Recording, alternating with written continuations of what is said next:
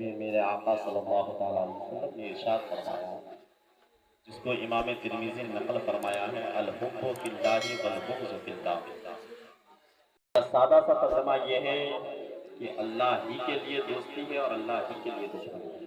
یہ دور جو چل رہا ہے ہمارے اور آپ کے درمیان، جس زمانے میں ہم لوگ جی رہے ہیں، یہ بڑا ہی پرخطر دور ہے۔ اس دور کے بارے میں میرے نبی صلی اللہ تعالیٰ علیہ وسلم نے فرمایا کہ ایک زمانہ آئے گا جس میں حق بولنے والے کم رہ جائیں گے، جس میں علماء کرام کی ذم غفیر تو ہوگی، علماء بہت تعداد میں ہوں گے، لیکن اس میں چند علماء ایسے ہوں گے جو حق بولنے والے ہوں گے، باقی سب کے سب ناحق بولنے والے ہوں گے۔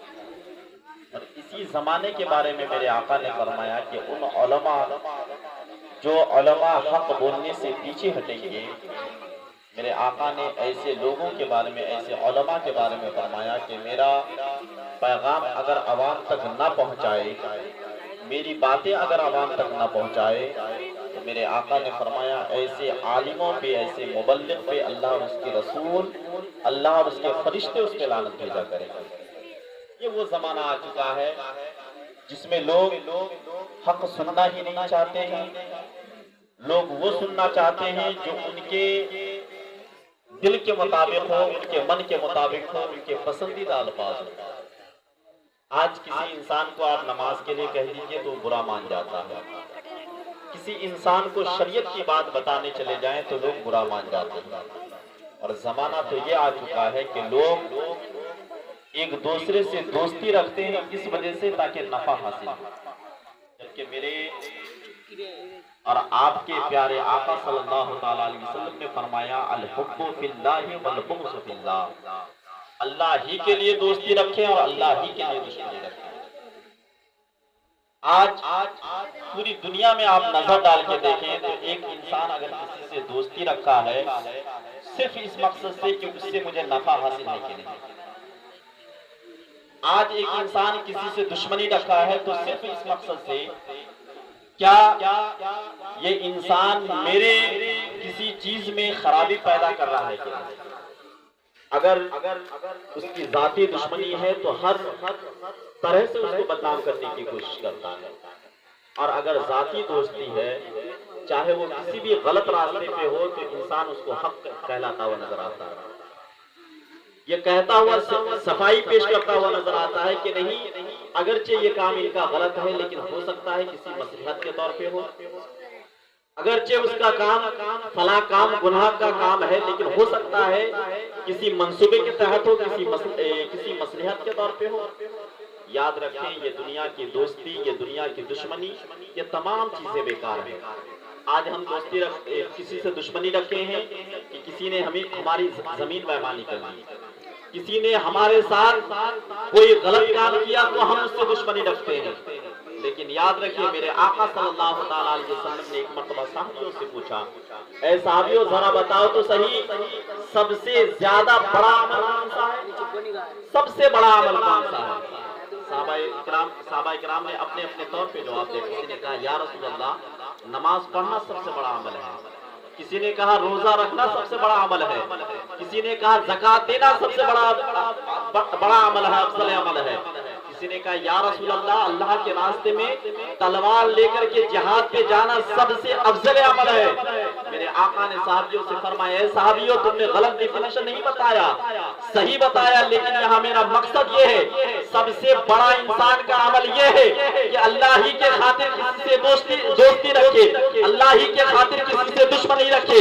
اگر انسان کی دشمنی صرف اللہ اور اس کے رسول کی وجہ سے ہے، اگر انسان کی دوستی کسی انسان سے دوستی رکھنا صرف اللہ اور اس کے رسول کی وجہ سے ہے، خدا کی قسم وہ انسان دنیا میں بھی کامیاب ہے اور آخرت میں۔ آج ہوتا کیا ہے کہ آج ایک انسان دوسرے انسان کا دل توڑنے میں تھوڑی سی بھی ہم ہچکچاہٹ محسوس نہیں کرتے، ہمارا ذہن، ہماری ذہن، ہمارا دل، ہمارا دماغ میں یہ بیٹھا دیا گیا ہے کہ اگر فلاں انسان تمہارے باپ سے دشمنی رکھتا ہے تو تمہیں بھی دشمنی رکھنی پڑے گی، فلاں انسان تمہارے باپ سے دوستی رکھا ہے تو تم کو بھی دوستی رکھنی پڑے گی۔ خدا کی قسم دوستی زمینوں کی وجہ سے، دشمنی زمینوں کی وجہ سے نہ رکھو، اللہ اور اس کے رسول کی وجہ سے رکھو۔ جو انسان اللہ اور اس کے رسول کی وجہ سے دوستی رکھتا ہے، دشمنی رکھتا ہے، وہ انسان دنیا میں بھی کامیاب ہوتا ہے اور قیامت کے دن بھی کامیاب ہوتا ہے۔ آج تو ہمارے یہاں ذہن پیدا ہوا ہے کہ دو انسان اگر کسی طرح سے دوستی میں ہے، ان کے درمیان اگر اتفاق ہے، تو تیسرا انسان ان دونوں کے درمیان گھس کر کے اس کے اتفاق کو توڑنا چاہتا ہے، اس کے اتحاد کو درہم برہم کرنا چاہتا ہے، ان کے اتحاد کو توڑنے کی کوشش کرتا ہے۔ میرے آقا صلی اللہ تعالیٰ علیہ وسلم سے، میرے آقا صلی اللہ تعالیٰ علیہ وسلم نے حضرت عائشہ رضی اللہ تعالیٰ عنہا سے فرمایا، اے عائشہ آج جو تجھے مانگنا ہے مانگ، جو تجھے مانگنا ہے، جو چیز چاہے آج مانگ لے، انشاءاللہ تعالیٰ یہ محمد تمہیں عطا کرے گا۔ حضرت عائشہ صدیقہ رضی اللہ تعالیٰ عنہ سوچ میں پڑ گئی۔ پڑھنے کے بعد حضرت عائشہ صدیقہ رضی اللہ تعالیٰ عنہ نے کہا، یا رسول اللہ کیا میں اپنے والد گرامی سے مشورہ نہ کر لوں؟ کیا میں اپنے والد گرامی سے مشورہ نہ کر لوں؟ حضرت میرے آقا صلی اللہ تعالیٰ علیہ وسلم نے ارشاد فرمایا، جاؤ اپنے والد حضرت ابوبکر صدیق سے جا کے مشورہ کر لو۔ حضرت عائشہ جاتی ہیں، حضرت ابوبکر صدیق سے کہتی ہیں کہ اے میرے ابو جان، میرے آقا نے، میرے دونوں جہاں کے سردار نے آج مجھے یہ جملہ فرمایا، عائشہ جو تو مانگنا چاہتی ہے مانگ لے، آج جو تو مانگے گی وہ عطا کیا جائے گا۔ حضرت ابوبکر صدیق نے فرمایا، عائشہ دولت مانگنے کی ضرورت نہیں ہے، عائشہ جنت مانگنے کی ضرورت نہیں ہے، عائشہ تمہیں دنیا کی عیش و عشرت مانگنے کی ضرورت نہیں ہے، ایک چیز مانگ لے۔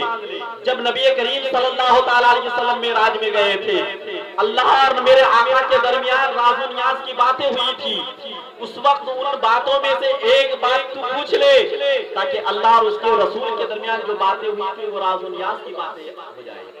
خدا کی قسم حضرت عائشہ صدیقہ پہنچتی ہے، پہنچنے کے بعد عرض کرتی ہے، یا رسول اللہ آپ جو معراج میں تشریف لے کے گئے تھے، معراج میں تشریف لے جانے کے بعد آپ کے اور خدا کے درمیان جو راز و نیاز کی باتیں ہوئی تھی، جو آج تک آپ نے کسی کو نہیں بتایا ہے، ان میں سے ایک بات مجھے بتا دیجیے۔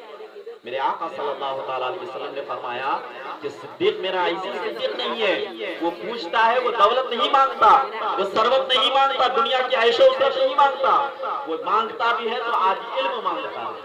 خدا کی قسم حضرت عائشہ نے جب یہ فرمایا تو میرے آقا نے فرمایا، عائشہ جب میں معراج میں گیا تھا ان تمام راز و نیاز کی باتوں میں سے ایک بات یہ تھی، وہ بات یہ تھی اگر کوئی انسان کسی دو درہم برہم والے انسانوں کو، دو دشمنوں کو دوستی میں بدل دیتا ہے، دو دشمنوں کو دوست میں بدل دیتا ہے، دو نااتفاق لوگوں کے درمیان اتحاد میں، ان کی محبت میں ان کو ایک ساتھ کر دیتا ہے، ان کے درمیان اتحاد کر دیتا ہے، تو میرے آقا صلی اللہ علیہ وسلم نے فرمایا کہ میرے خدا نے وعدہ کیا ہے کہ انسان کے لیے اللہ تعالیٰ جنت واجب کر دیتا ہے۔ حضرت عائشہ صدیقہ رضی اللہ تعالیٰ عنہا نے سنا، مسکراتے ہوئے اپنے گھر پہنچی، حضرت ابوبکر صدیق کو بتایا کہ میرے والد گرامی، میرے آقا نے یہ بتایا ہے کہ جو دوستوں کے درمیان، جو دشمنوں کے درمیان دوستی کرا دے گا، جو نا اتحاد لوگوں کے درمیان اتحاد کرا دے گا، جو مختلف انسانوں کے درمیان متفق کرا دے گا، اللہ تعالیٰ ان پہ جنت واجب کر دے گا۔ حضرت صدیق اکبر کی سنتے ہیں تو رو پڑتے ہیں۔ حضرت عائشہ صدیقہ رضی اللہ تعالیٰ عنہا نے فرمایا، یا رسول اے میرے ابو جان آپ کو رونے کی کیا ضرورت ہے، مسکرانے کی ضرورت ہے، اللہ تعالیٰ نے تو انسان پہ جنت واجب کیا ہے، آپ کو تو مسکرانے کی ضرورت ہے۔ خدا کی قسم حضرت صدیق اکبر نے فرمایا، عائشہ سکے کا ایک پہلو تو تو دیکھ رہی ہے کہ اللہ تعالیٰ جنت واجب کر رہا ہے، لیکن سکے کا دوسرا پہلو یہ بھی ہے کہ جو دو دوستوں کو دشمنی میں بدل دیتا ہے، جو اتحاد کرنے والے لوگوں کو اختلاف بدل دیتا ہے، جو انسان پیار و محبت میں تھا ان کے درمیان وہ اتفاق کو، اتحاد کو بنا اتفاقی میں بدل دیتا ہے۔ اس طرح سے اللہ تعالیٰ نے دشمنوں کو دوستی کرنے والوں پہ جنت واجب کرتا ہے، اللہ تعالیٰ اسی طرح سے محبت کرنے والوں کے درمیان جدائی کرنے والے پہ اللہ تعالیٰ جہنم واجب کر دیتا ہے۔ لہذا کوشش یہ کیجیے دنیا میں جب تک رہیں، اللہ کے لیے دوستی رکھیں، اللہ کے لیے دشمنی رکھیں۔ یہ دنیا میں نے قرآن کریم کی ایک آیت تلاوت کی، اللہ فرماتا ہے، یا ایھا الذین آمنوا اتقوا اللہ حق تقاتہ، ہے ایمان والو اللہ سے ڈرو جیسا کہ ڈرنے کا حق ہے۔ یہ قرآن کریم کی آیت ذرا سوچنے کا مقام ہے۔ اللہ نے بے ایمانوں سے نہیں فرمایا، جس کے دل میں ایمان نہیں اللہ نے ان سے نہیں فرمایا، جو جس کے دل میں ایمان ہے۔ اس کو فرمایا کہ ایمان والو اللہ سے ڈرو، جیسا کہ ڈرنے کا حق۔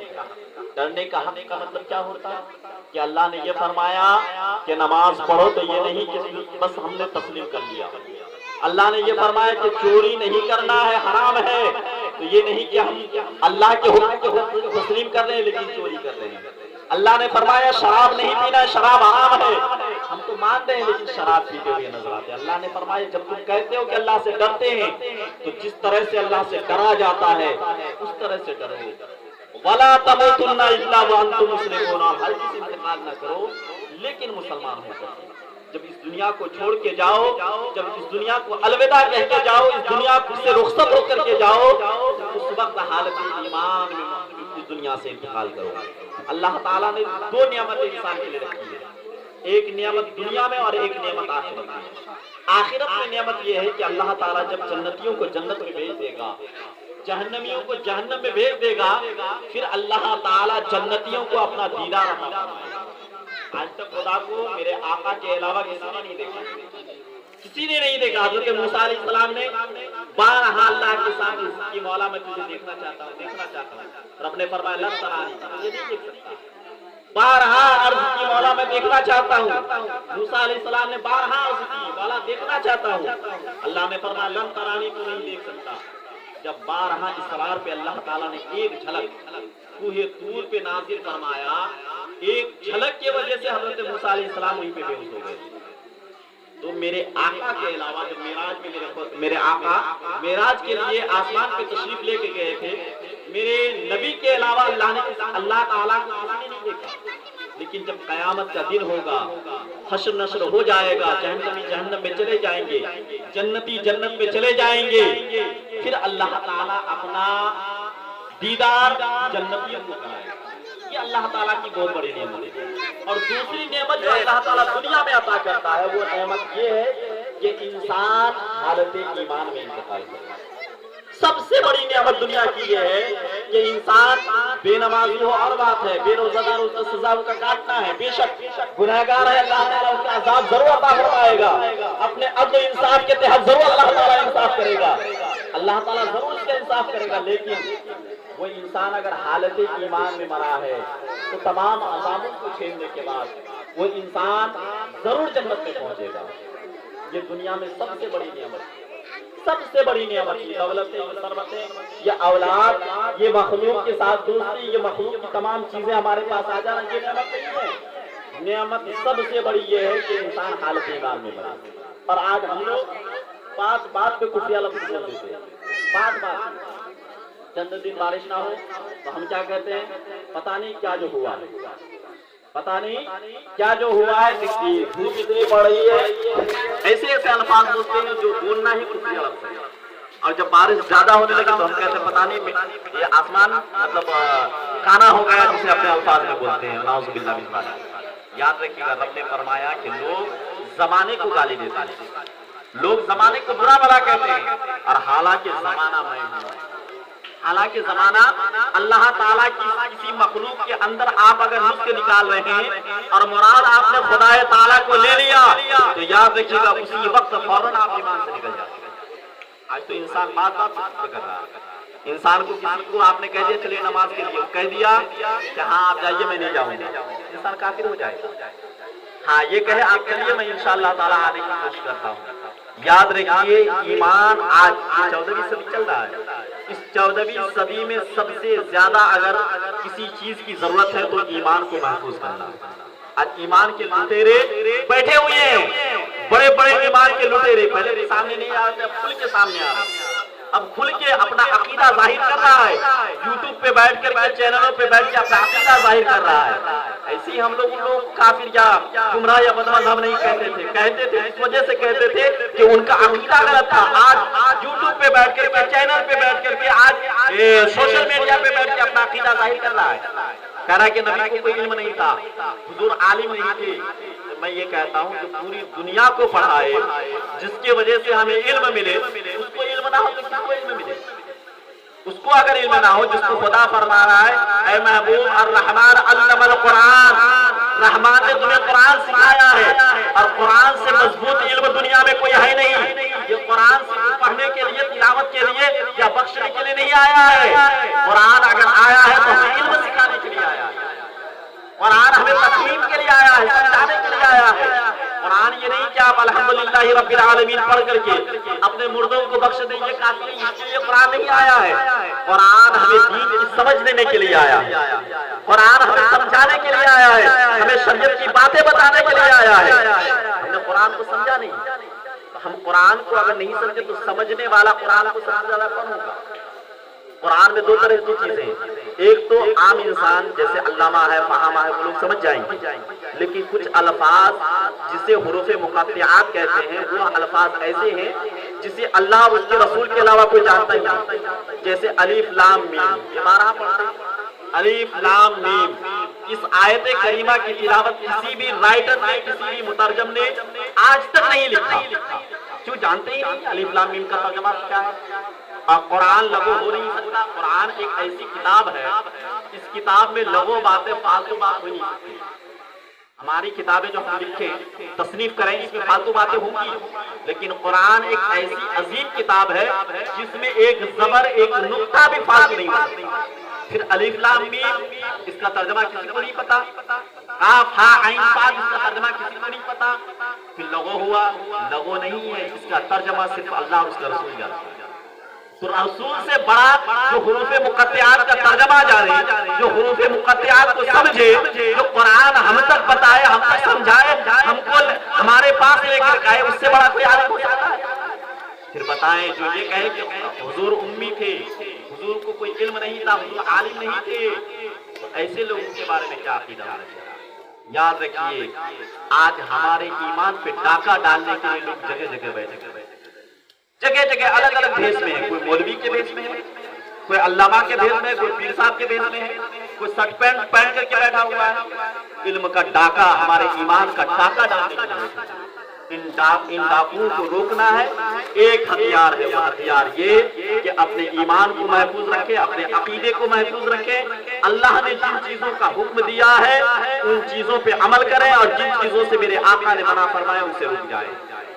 میرے آقا صلی اللہ علیہ وسلم نے ما آتاکم الرسول فخذوہ، جس سے میرے آقا صلی اللہ علیہ وسلم نے جو چیز آپ کو عطا کیا اس کو لے لیجئے، اور جس سے منع فرمایا اس سے رک جائیے۔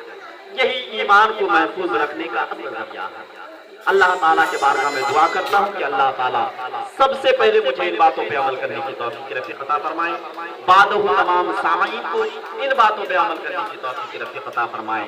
اللہ ہی کے لیے کسی سے دوستی رکھیے، اللہ اور اس کے رسول ہی کے لیے کسی سے دشمنی دیکھیے، یہ ایمان کا اصل زر ہے۔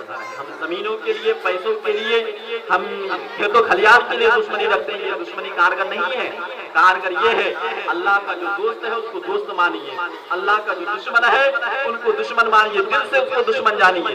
یہ ایمان کا اصل مرکز ہے، یہی ایمان کا اصل مرجع ہے، یہ اسلام کا اصل مبلغ ہے۔ اسی کو سمجھ لیجئے، آپ دنیا سے مسلمان ہو کے بنیں گے۔ میرے اعلیٰ حضرت عظیم البرکت مجدد دین ملت الشاہ امام احمد رضا خان فرماتے ہیں کہ انہیں جانا انہیں مانا، نہ رکھا غیر سے کام، انہیں جانا انہیں مانا۔